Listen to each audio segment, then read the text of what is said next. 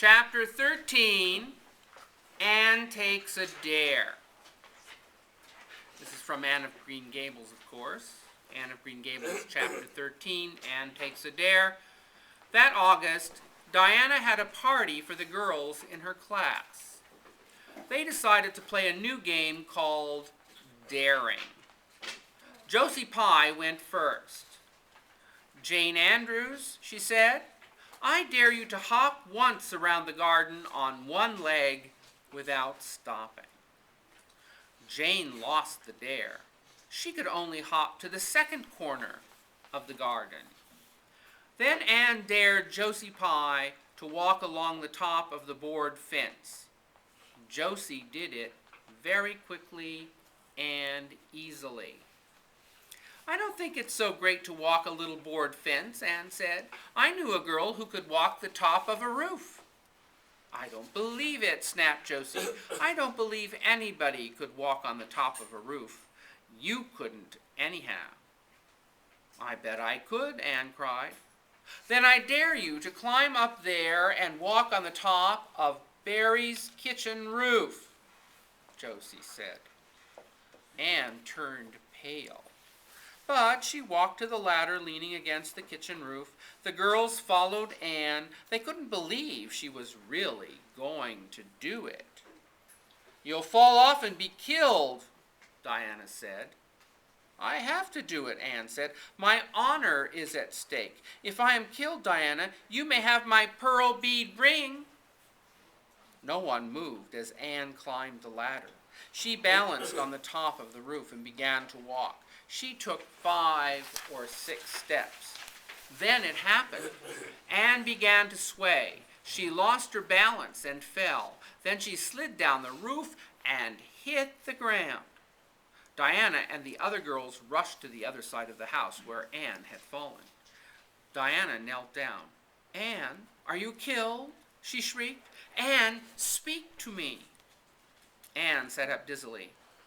"No, Diana, I am not killed," she said shakily, "but I think I am unconscious." "Where?" sobbed Carrie Sloane. "Oh, where, Anne? Where are you unconscious?" Before Anne could answer, Mrs. Barry arrived on the scene. Anne tried to get to her feet, but she sank back with a cry. "What's the matter? Where have you hurt yourself?" asked Mrs. Barry. "My ankle," Anne gasped. "Oh, I can't walk home. I don't think I could hop there on one foot." Marilla was out in the orchard when she saw Mr. Barry coming up the slope toward her, carrying Anne. At that moment, Marilla knew how much she loved Anne. She knew that Anne was dearer to her than anything on earth. She hurried down the slope. "Mr. Barry, what has happened to her?" she gasped. Anne lifted her head and said, "Don't be scared, Marilla. I was walking the top of the Barry's roof and fell off. I think I sprained my ankle, but let's look on the bright side. I might have broken my neck."